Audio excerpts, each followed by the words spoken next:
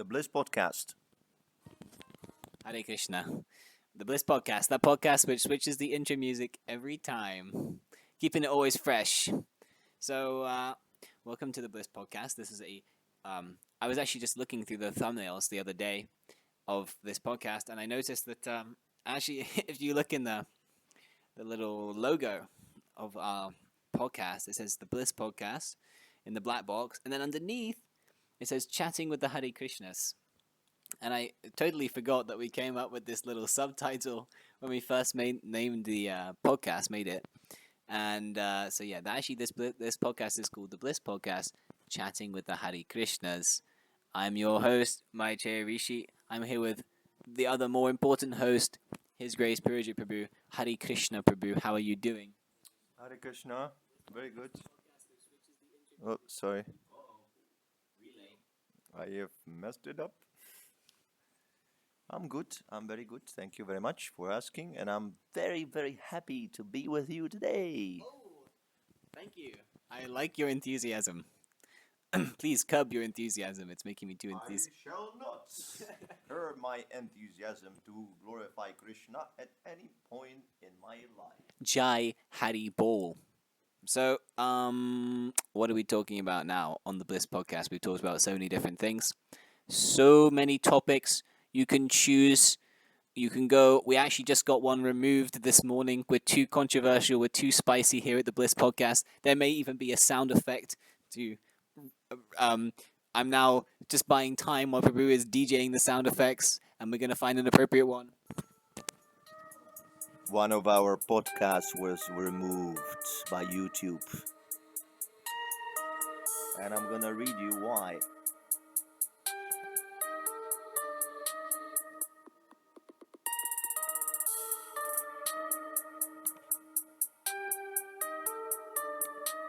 First, I have to find it.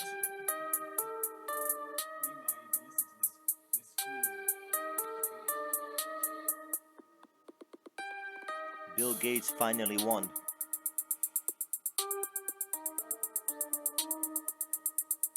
Okay, listen to this. Hi, Expand the Bliss. We wanted to let you know our team reviewed your content and we think it violates our medical misinformation policy. We know you may not have realized this was a violation of our policies, so we're not applying a strike to your channel. However, we have removed the following content from YouTube. Video, The Cure for Corona. We realize this may be disappointing news, but it's our job to make sure that YouTube is a safe place for all. In other words, you're bringing danger. What our policy says.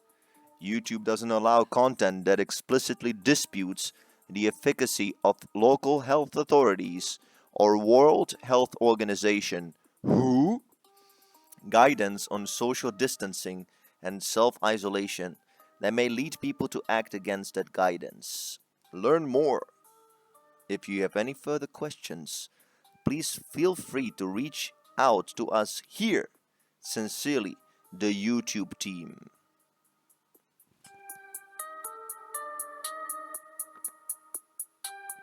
I have one question. I want to ask you, when will you become Krishna conscious? When will you chant the whole day and night and read Prabhupada's books? Please respond this question to your faithful customer, the Expand the Bliss channel. You have this duty to your customer. You must answer him right now. Otherwise, Yamaraj will take care of you. I wonder if this is against your policy to bring you to Yamaraj. Exclusive freestyle raps here on the Bliss Podcast. You can't find this anywhere else. Amazing. So I have one question also. World Health Organization, or known as WHO. In other words, who is that rascal who banned our video? So yeah, we were apparently spreading misinformation about the coronavirus, and everything has to be censored for a safe place. What about us being a safe place for us? What, those with a different opinion? It's no longer a safe place for us. Yeah, I think these 100 viewers that we have is the whole YouTube team. They always listen and they're looking, and now they finally found some flaw. I don't remember what we said in that video or that podcast, but it really triggered the alarm. That was the first one we did. I remember, yeah, I remember we did that when the corona became a topic. And we got just when we got locked in our place in Spain. So who knows what we said there? We were probably, saying crazy things, crazy transcendental things that is inconceivable to the untranscendental persons with Krishna unconsciousness in their mind. There's a very horrible disease, even more serious than COVID. It's called Krishna unconsciousness. It spreads very, it's basically already there. There's no question of pandemic. It's like eternal pandemic. You don't even know that you have it until you meet Prabhupada. Wow. The symptoms don't manifest. So yeah, we can't access that. But anyway, back on topic. Oh. Recently, I was Googling on the internet because I was bored. I didn't know what to do. And I found a website where all our podcasts are. You can download and listen to them. Oh. Yeah. Wow. Yeah, I don't know where it is. I don't remember but maybe you can search out on Google and there's this one website and it lists all the. Probably they took it from the other one. What is it? BuzzFeed, Buzzsprout. Yeah, that Buzzsprout channel. Unfortunately, we had to shut down. It was lack of interest and lack of finances to maintain it. So we just crushed it and doesn't exist anymore. So those who are listening on iPhone, what is iTunes? Those are listening our podcast on iTunes. Well, guess what? You're not listening it. So yeah. Anyway, back on the topic. Um, it is actually a really good topic, and we're practically slipping into just talking about this topic. What? Let's do a censorship one, impromptu. We prepared for another one, and now we're not going to do that one. Okay, so censorship. That's a big nonsense because we all have the right for kirtanam. We all have the right to express, and of course, most of us express nonsense also, mundane vibration. But yeah, this is kind of like a trend, I think, that we'll see more and more in the future. That when we try to preach Krishna consciousness, the higher ups in Kali Yuga will become more and more inimical, and our preaching will become more and more difficult. People will become more inimical to Krishna consciousness. What do you think, Prabhu? I was hearing from Prabhupada that it will become harder to preach Krishna consciousness in the future. Um, so the censorship actually, what is that? Censorship means the government selects um, the information that is to be distributed to the public. Either some kind of a system, some kind of a conditions um, that regulates the distribution of information to the public. So Prabhupada talks about the censorship. He says that the sex literature should be censored. Sex literature and anything related to sex should be destroyed, burned to ashes. Well, yeah, and there's a reason for it because such literature pollutes the mind and degrades the society. You see, so we're not against censorship. That's a very good thing. It should be very nicely utilized to censor sex literature, and of course we can expand, sex movies, um, sex. I don't know what. Everything, everything sexual should be completely kicked out. That would be wonderful. It will be a wonderful world. I remember in communism.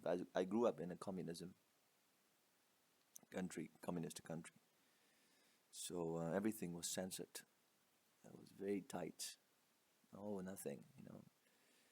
So why not? We can write, question. We can say, why don't you censor everything related to sex?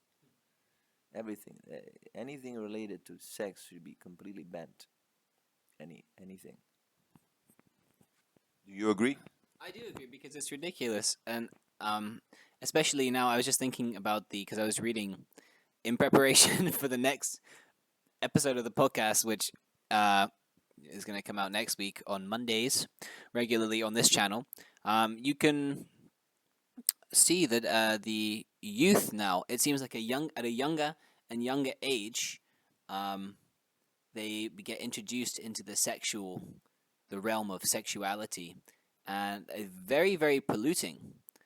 I know that in I don't know if you knew this, but in like Pixar, this company Pixar, they make these animations for kids, Toy Story and whatever.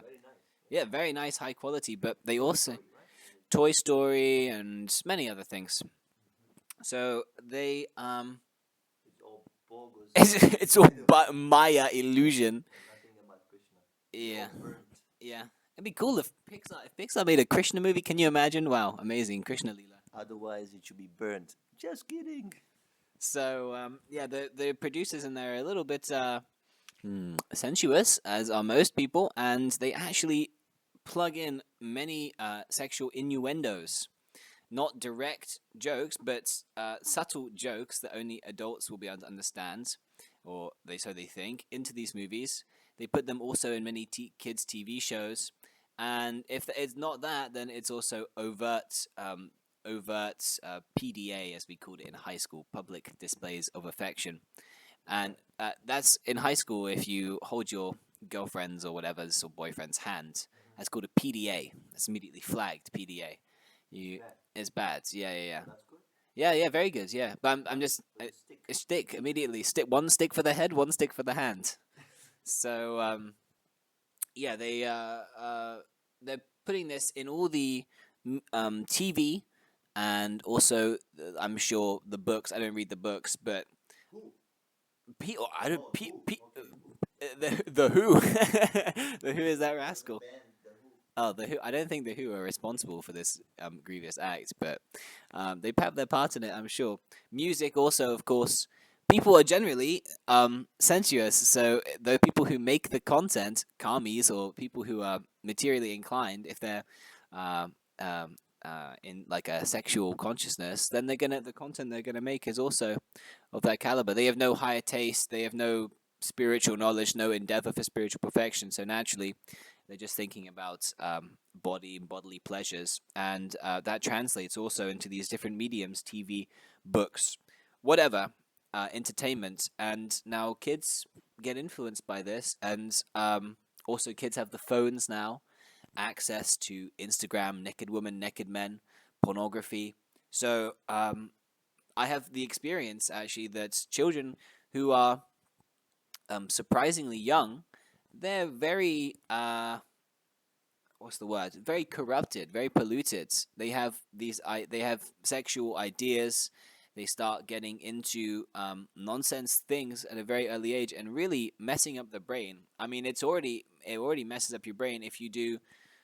For example, pornography is a big problem for most men now in the society, and it totally messes up one's relationships. I mean? This is just materially speaking. Your brain also becomes decrepit or degraded because the semen is meant to flow up the spine and nourish the brain tissue. So when you waste it, you become old. Also, one drop of semen in the Vedic literature is equated to 50 drops of blood. So every time you discharge semen, you're killing yourself actually. So also the men, they become very diseased. They age quicker. They look. Papert says they look like ghosts even when they're very young.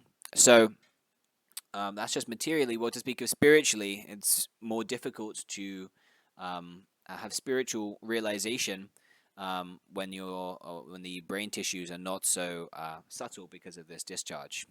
In the Vedic society, there are Naistika brahmacharis, which means that they don't ever discharge semen ever. They don't get married. They don't have a girlfriend, nothing like of the sort. And throughout their whole life, they preserve the semen. They become very sharp-minded, very fit, very healthy, like that. So now these children are even they're getting into pornography at a much younger age now than they ever have been doing, and they're ruining their life at an even earlier age when the brain is just forming or whatever. And yeah, this is well, I forgot what we were talking about now. But anyway, it should be censored because it's ruining the lives of our children or everyone. I think Adolf Hitler, he when he came to power, the Germany was very perverted, or there was lots of brothels and stuff like that. So he, you know, wiped out all the. That's good. Yeah, yeah, I think. That's why they don't like it. That's why they don't like Hitler. Yeah, yeah, I heard even some of our listeners, Mr. Bad Boy or something like that. Bad Boy, remember Bad Boy? Yeah, I remember Bad Boy. So he posted a few quotes from Hitler's biography. I don't know how authentic it was. I'm sorry if I don't have complete trust in Bad Boy's quotes, but nevertheless, you can search it out, and he quotes from the biography how Hitler was very much against sexual promiscuity.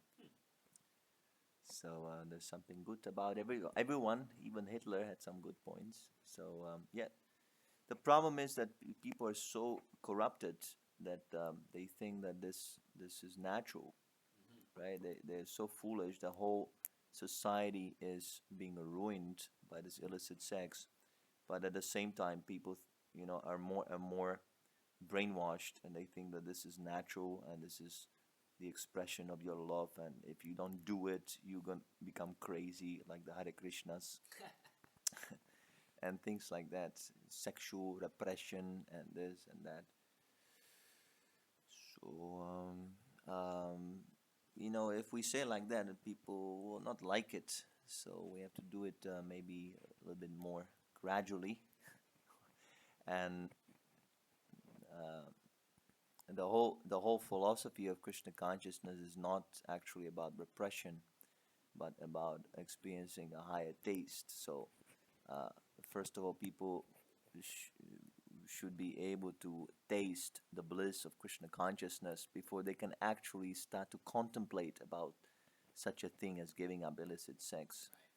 That's why also in our preaching work we do not emphasize these regulations in the beginning, because it really doesn't make sense to our conditioned thinking.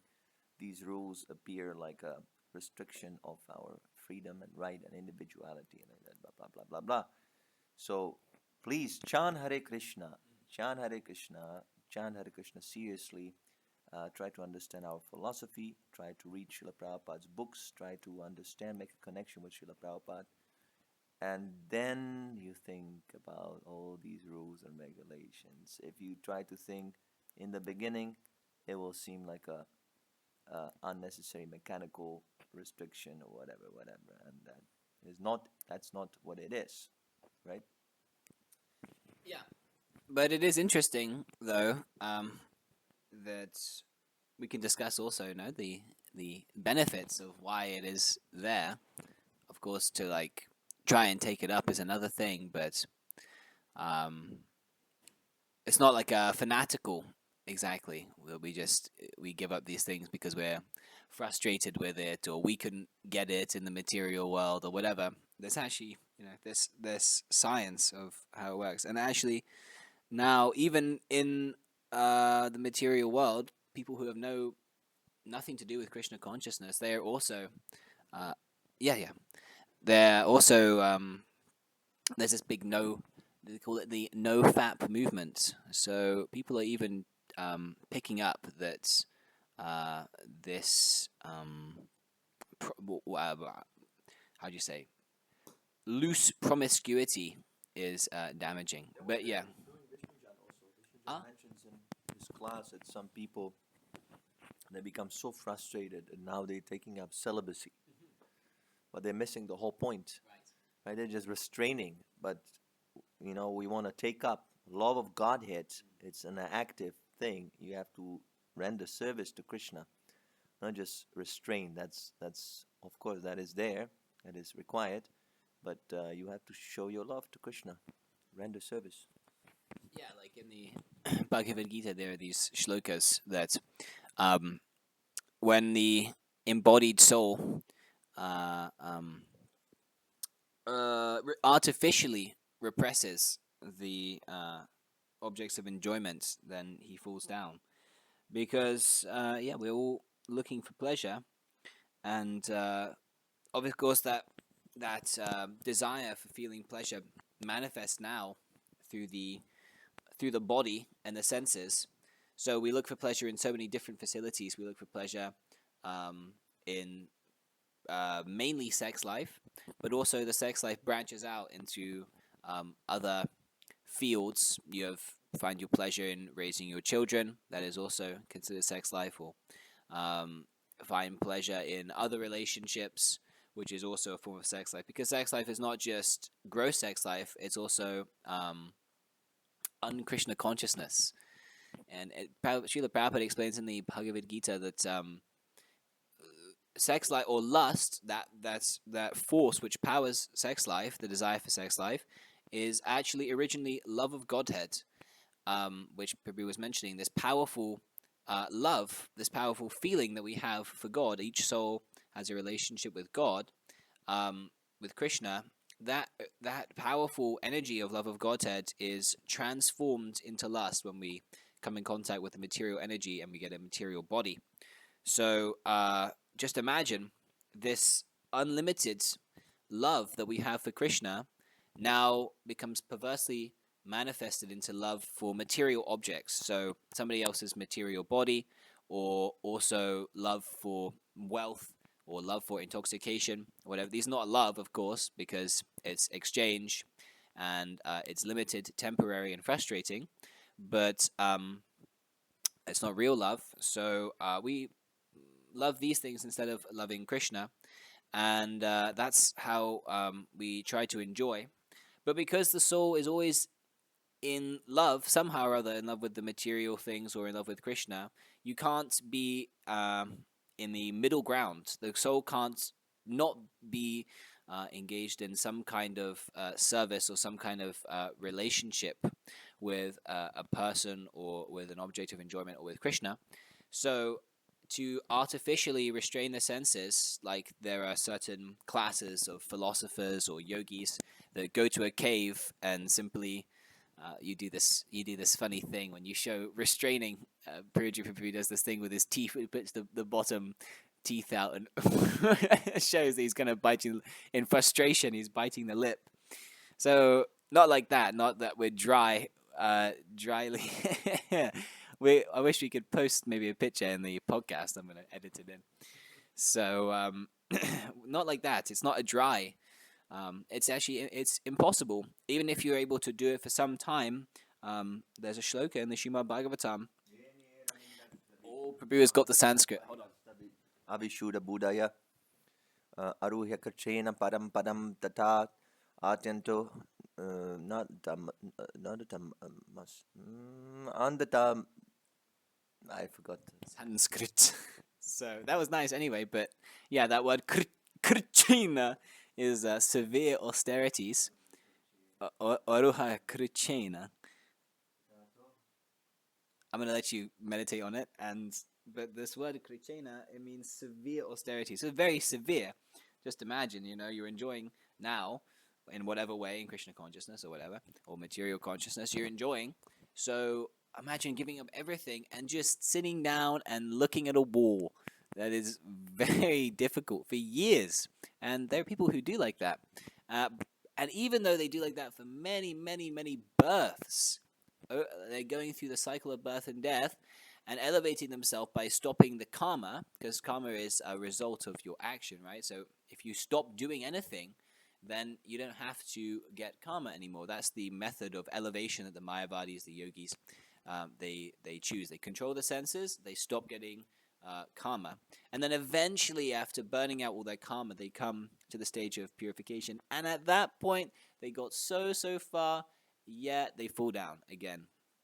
So that artificial repression is pointless.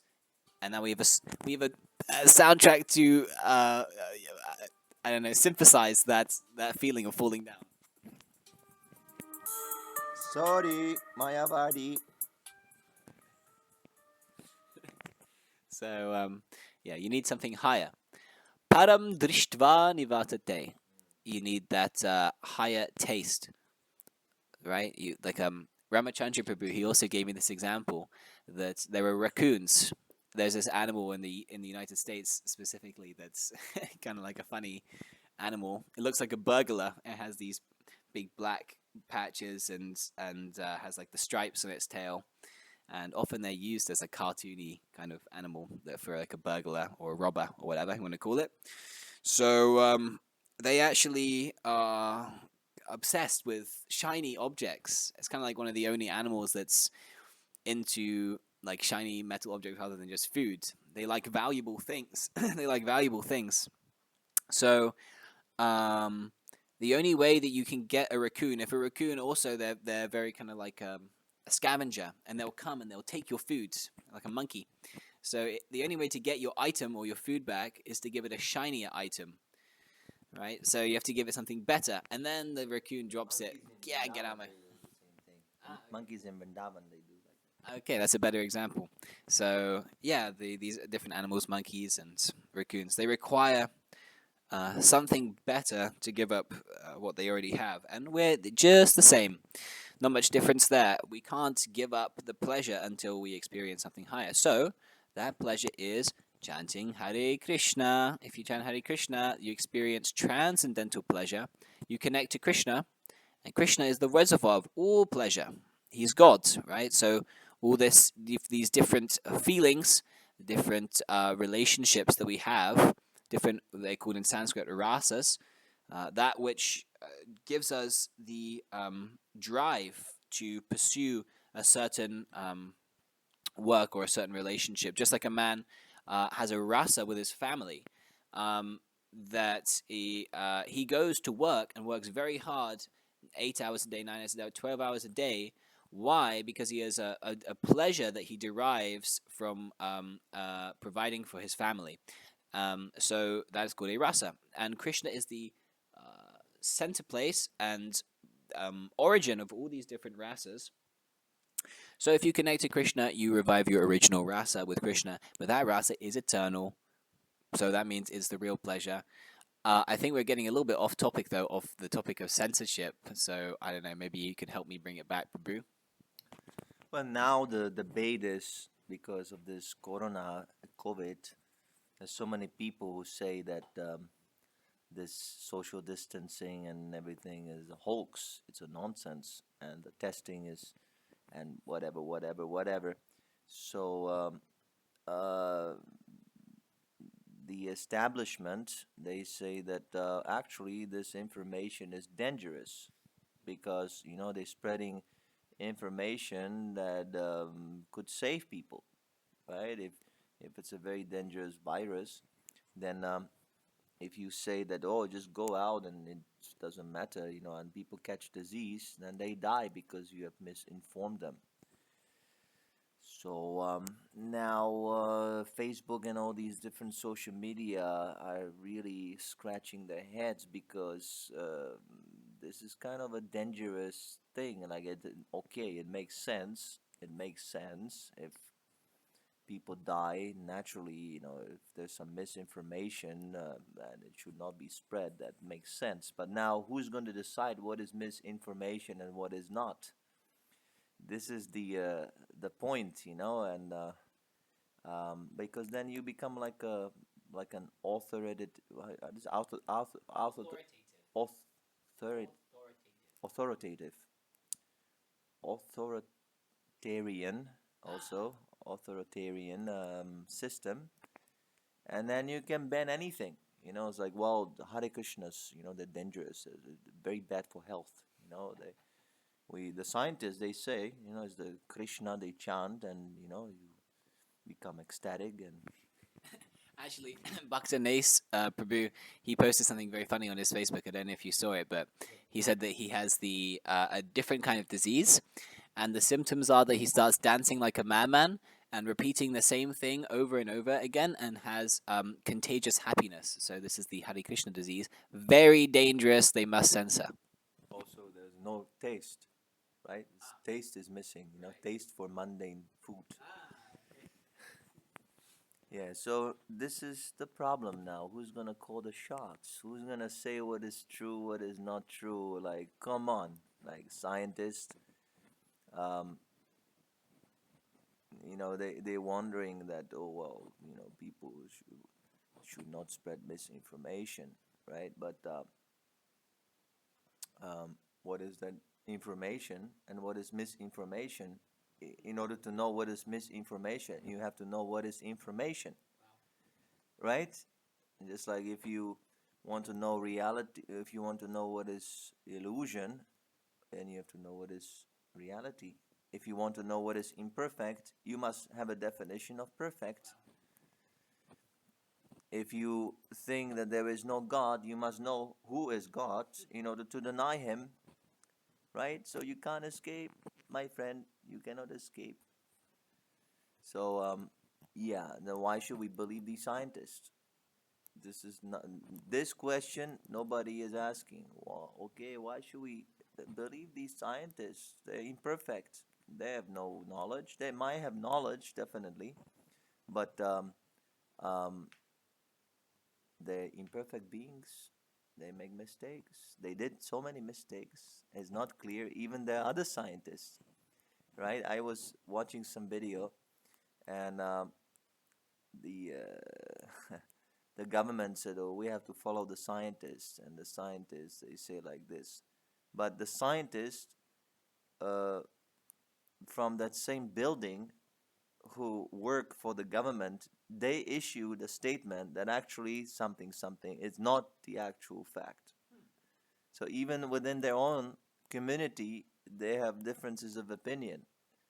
So there is no such a thing as a science or a scientist, in because they're all just arguing and so anyway, I don't want to again get banned from from YouTube.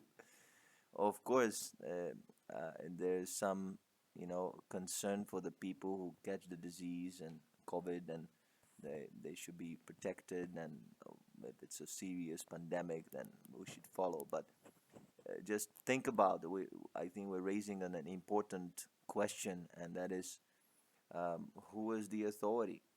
Like, is the government authority on the truth? The government is, simply distributing and um, how do you say, not propagating, but making sure that the law is being followed, enforcing, yeah. But the law should be based on some objective truth. And in the past, it was the Vedas, the truth of God consciousness. If the law becomes subjected to, scientist opinions, and, then we have a big mess. It's all mess, nothing but a mess, and it will continue being a mess. So what we propose is that the government is um, uh, formed according to what the Brahmanas say, according to the Vedas. The Brahmanas, they study the Vedas, and then the government follows. This is the system we propose, not that democracy and people are voting. They don't even know what is the qualification for a leader. They vote in some nonsense. It was simply spoiling the country for everyone, right? So democracy also its flaws. I don't know exactly how practically we would go about it, but these are the criticisms we have, and I think it's okay. We can raise these criticisms. We don't necessarily say how it is. We have no such capacity to understand the medical science, but we are questioning the philosophical standing of this whole system. actually have a little bit of a question, just to maybe poke a little hole, devil's advocate on the thing about Brahminical. It's also kind of related to this subject of censorship, because the government are abusing their power in one sense to censor things at their whim. They might not necessarily. Yeah, government also censors. Yeah.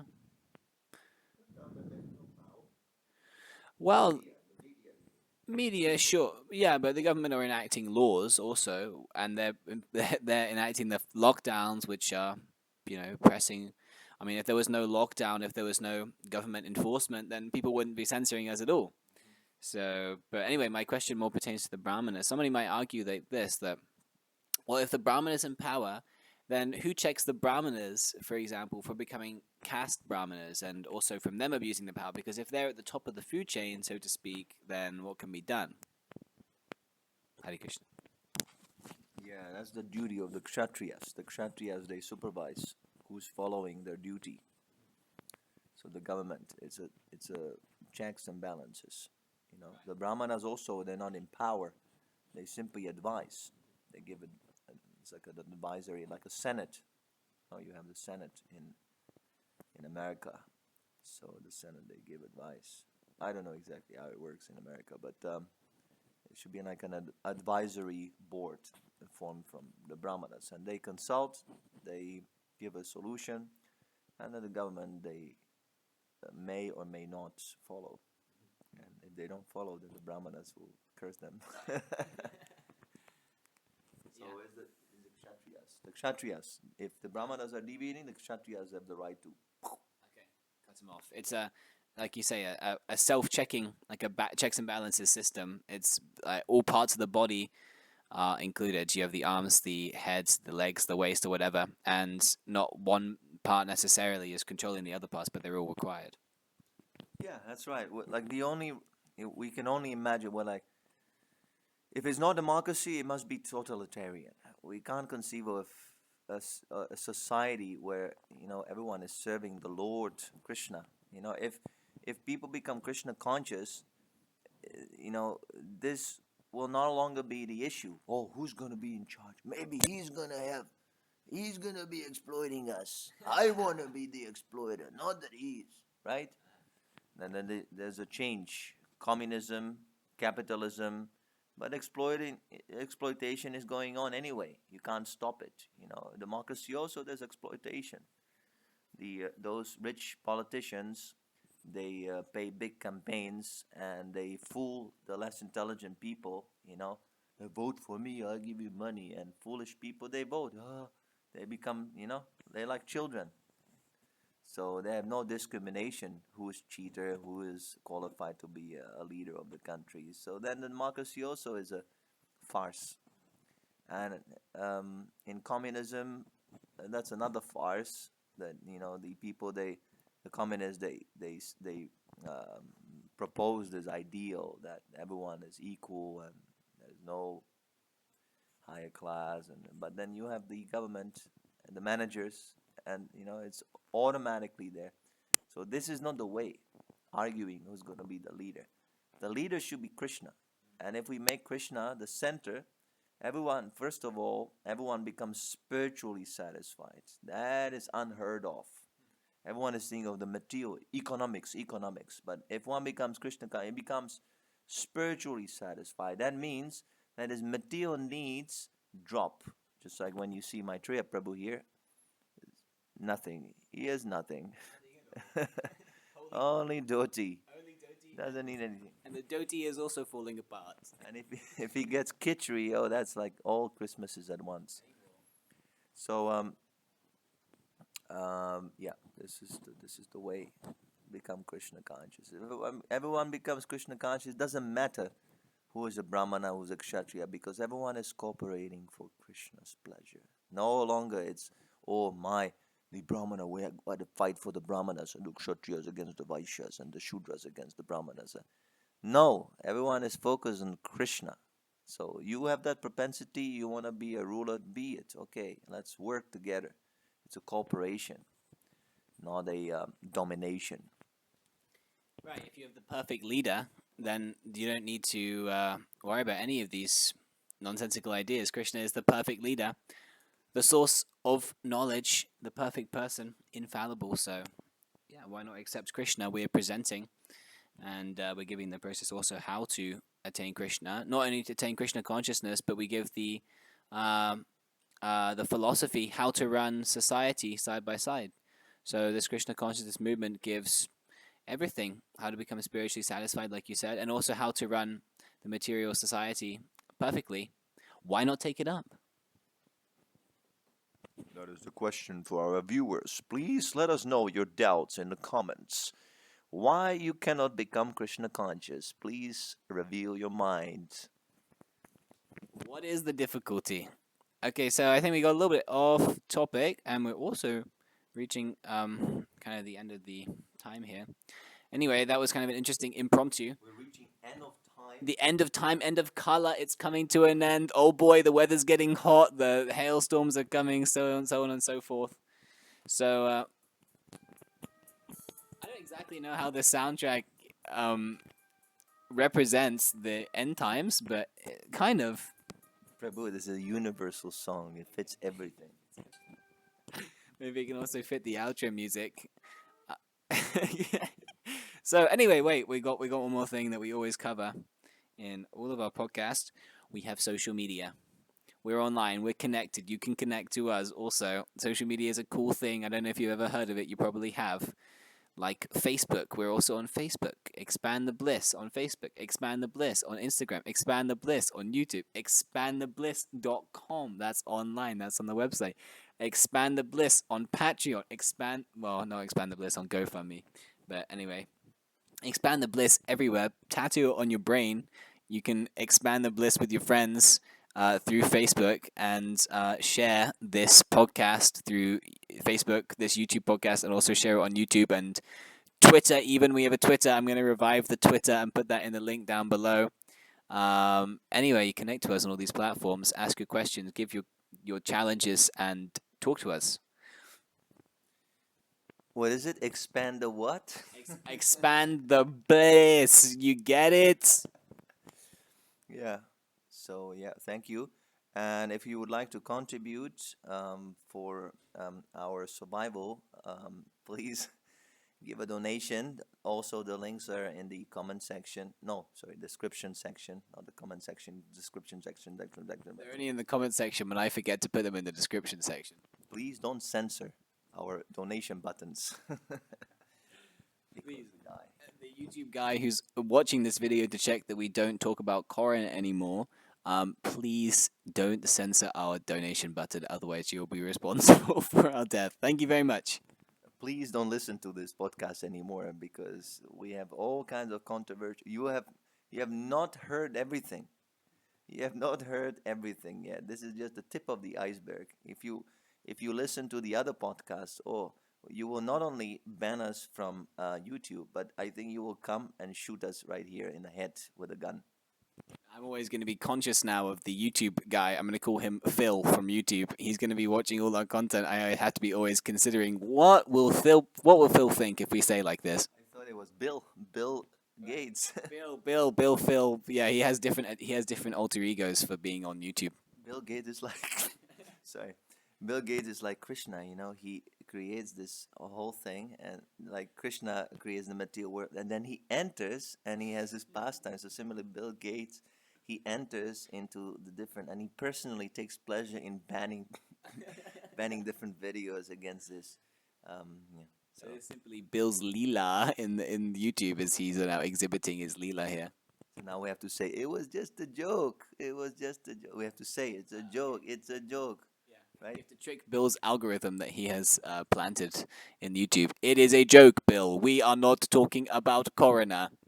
We are fully for the government and for their social distancing and for the mask wearing and for everything. We cannot deviate from the government, what they say, and the YouTube policy we follow with our blood. Also, Bill, I know that you have lots of money. Please give it to the bliss. Hare Krishna. I don't think Bill will follow this instruction. Thank you. But you can, so you can go to our GoFundMe and whatnot. So anyway, Thank you very much for listening to the Bliss Podcast. Gonna get so censored. Yeah, this one's going down. This one's going to the YouTube archives, never to be seen again. Hare Krishna. All glories to Srila Prabhupada. Jai Srila Prabhupada. Thank you for listening. Wait, there's also outro music. Dun, dun, dun, dun, dun.